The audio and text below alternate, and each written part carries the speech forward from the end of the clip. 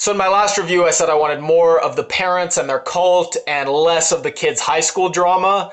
And the show listened, but I guess be careful what you wish for. I feel like the ritual was definitely cooler from a distance. We got to see it up close this episode, and it was okay, but wasn't as cool as I hoped. So the first episode is all about the kids, didn't do much with the parents. This episode was the opposite.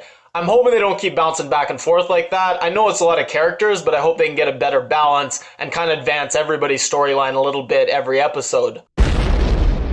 So Alex's dad, Jeffrey Wilder, I thought they did a great job humanizing him this episode. You see him making an effort with his son, trying to be a good dad. You know, son, I had some game back in the day, so if you ever need any advice with girls, and his son's just not having it, yeah, thanks, Dad.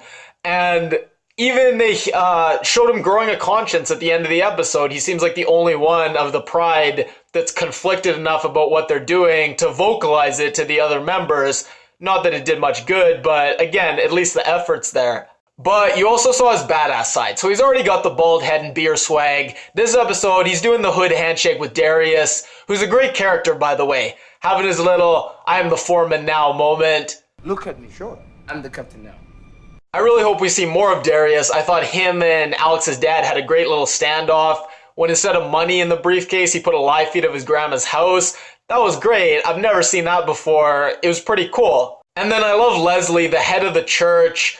The way she's able to be so soothing and reassuring to Destiny as she's sacrificing her. I mean, that's just terrifying. And then great dynamic with her husband, who seems pretty clueless, doesn't know much of anything going on, but is finally starting to snoop around after all these years. The hippie parents grew so much on me this episode. The dad's always happy and positive. They got great chemistry together. My favorite characters to watch by far. And then the wife of the jerk husband, we find out she's having an affair, which could be really interesting, because I don't see him taking it well if he finds out. He was in rare form tonight as well, as always. His wife's like, would you like some help? And he's like, help? Who could possibly help me? I actually really like Leslie's husband, failed actor turned Joel Osteen, but I don't see him sticking around too much longer, unfortunately. I see him sticking his nose a little too far where it doesn't belong and probably being the next to get killed off. If I had to predict who's having the affair, I'd say either the hippie dad, I really hope not, because I really like him and his wife together.